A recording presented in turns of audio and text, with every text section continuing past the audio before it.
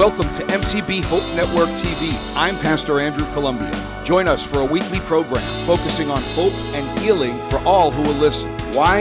We love God and we love people, and we care about our community.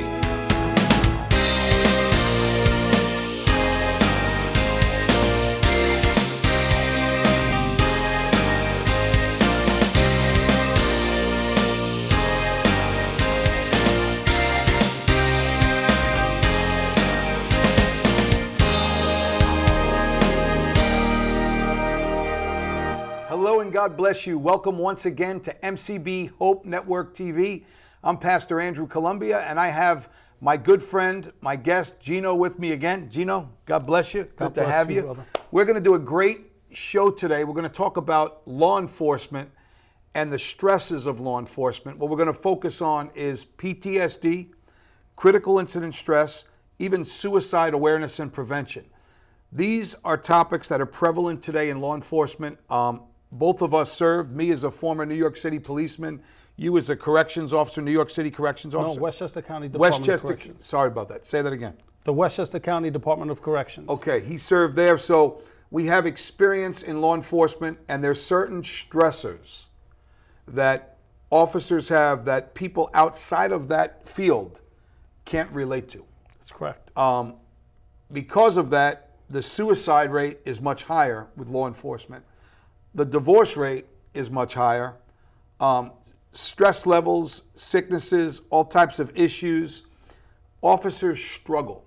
And one of the biggest problems with officers is you don't want to tell people you're struggling. Because if you tell people you're struggling, you potentially can lose your job. That's right. Or you can lose your guns. Or you can be put on desk duty. Get out of the street.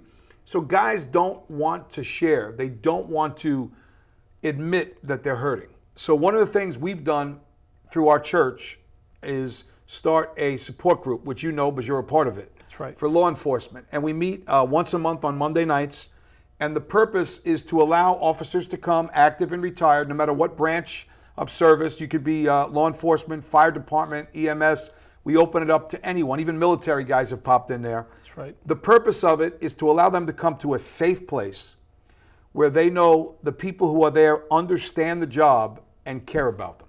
That's correct. So it's a place where they can decompress and share. And you know, we've been doing this for a couple of months now, and we've had some heavy duty cases. That's right. There's some guys that have come in, admitted they're potentially suicidal.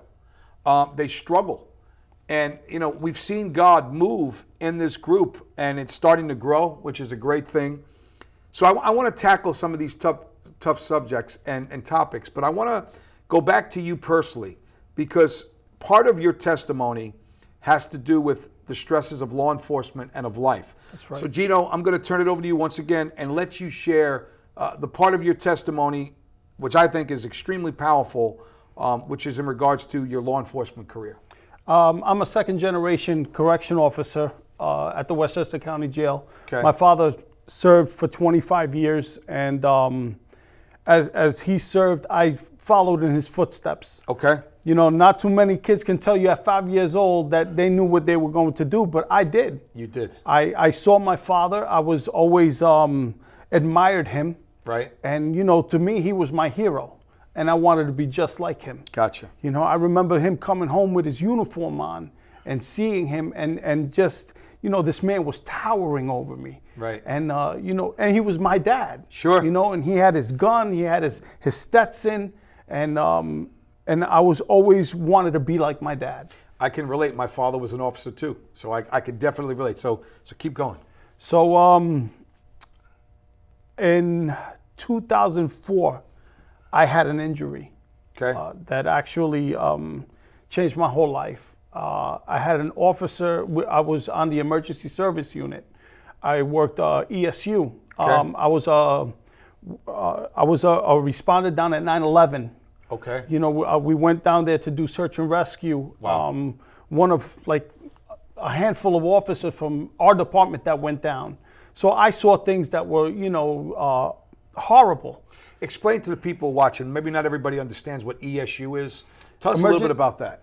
The ESU is the emergency service unit, and they're officers that respond to like inmate disturbances, any kind of fight, anything. The heavy duty stuff. Yes, and that's all that they respond to. And not only inside the facility, but we're qualified to go outside of the facility in case something happens where there's, riots or something. They would call, they can call this unit down because they're qualified for that. So you had more extensive training. Yes, we trained in rappelling. Okay. We were certified with different weapons. Okay. They were like a SWAT team but within the jail. Okay. And when I was on this unit, we were doing training, and we were training, I was playing a violent inmate. Okay. So role playing. Right, we were role playing. So I was playing a violent inmate, and what happened was one of the officers ended up kneeing me in my back so hard that I have 3 herniated discs, 2 bulging discs, sciatic nerve damage, 2 annular tears, and 2 of my vertebrae and spinal stenosis. Wow. So you got a major injury. Yes. And that actually led you to get off the job, correct? You a medical disability. I ended up being retired, and it changed my whole life around. Now the stresses of, let me ask you this, while you were on the job, with all the stress that you had to deal with, how did you relate that to your family life, your home life? How did you cope? Well, when I first got injured, I was by myself. I had already been divorced. Okay. So I just had my son Geno. That's the only person that I had the closest relationship was with my son. Okay. I was on medications. I was on all types of medications. I was on OxyContin, Percocet, Scalaxin, Opana, Ambien, Lexapro, all kinds of stuff. Wow. I went from a guy that went to the gym every day and was physically fit and really cared about, looking right for doing the job, to absolutely everything being taken away from me. Wow. So that's got to be a huge psychological, physical, mental change. Yes. How did you cope with that? You know what? I thank God that during the time that I got injured, I met my wife. Okay. And when I met her, she became an instrumental part of my life. But I was still on these medications and stuff like that, Okay. And then we ended up getting married, and we ended up having a son. Okay. And the week before my son was born, my father had committed suicide. Wow. And here's my father, who was a law enforcement officer, all his life. And then, he had mental illness.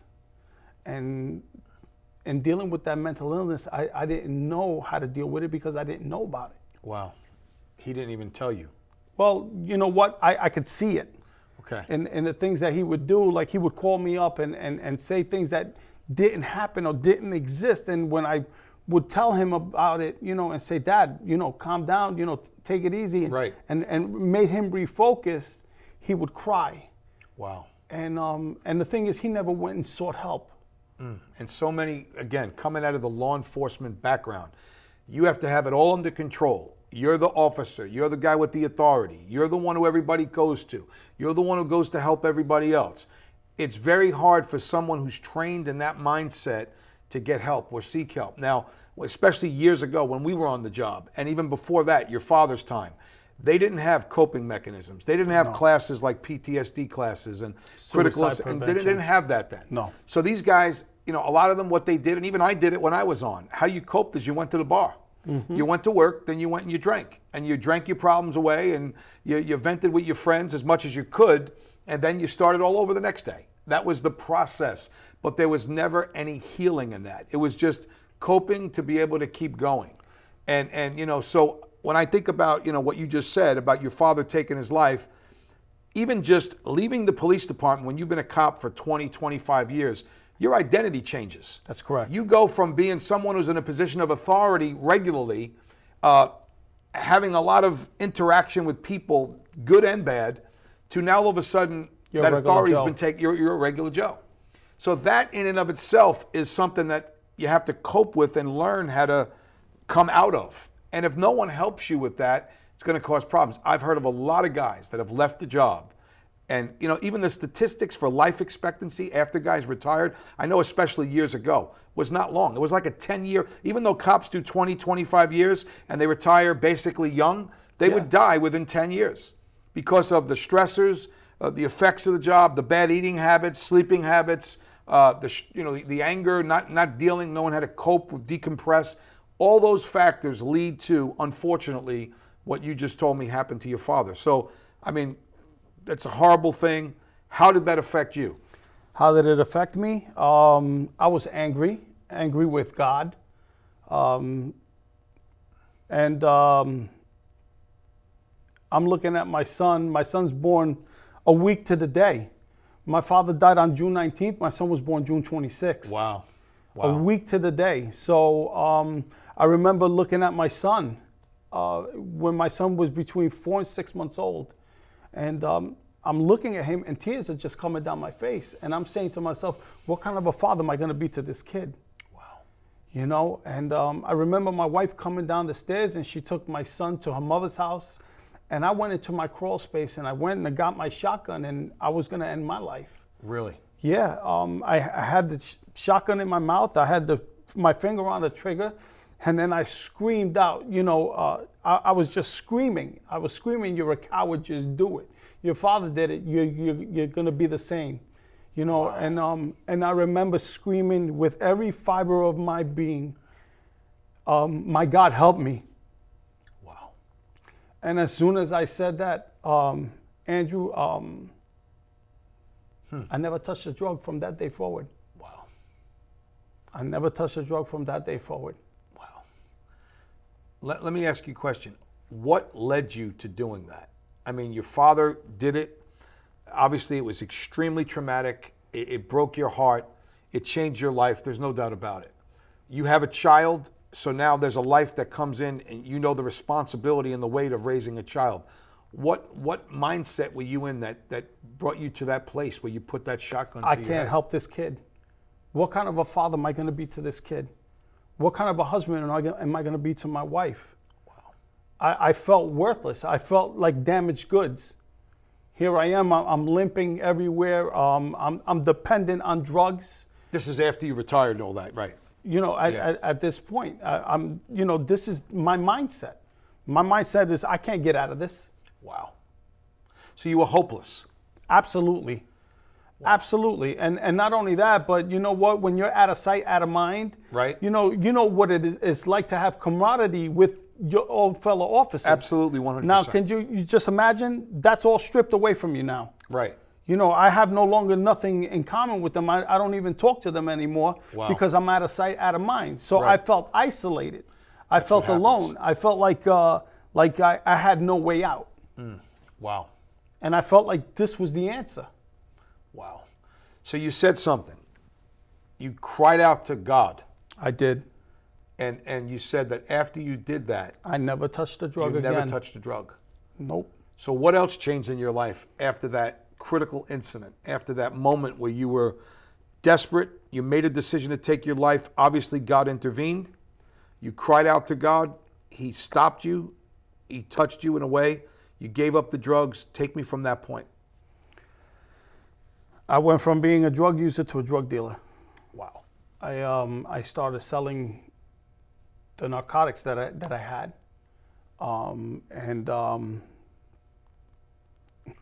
I started dealing with people in dealing cards for mobsters.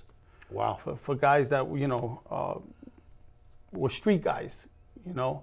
And I started dealing cards for them and hanging out with them. And I started doing things that I shouldn't have been doing. Then I was asked one day to collect money.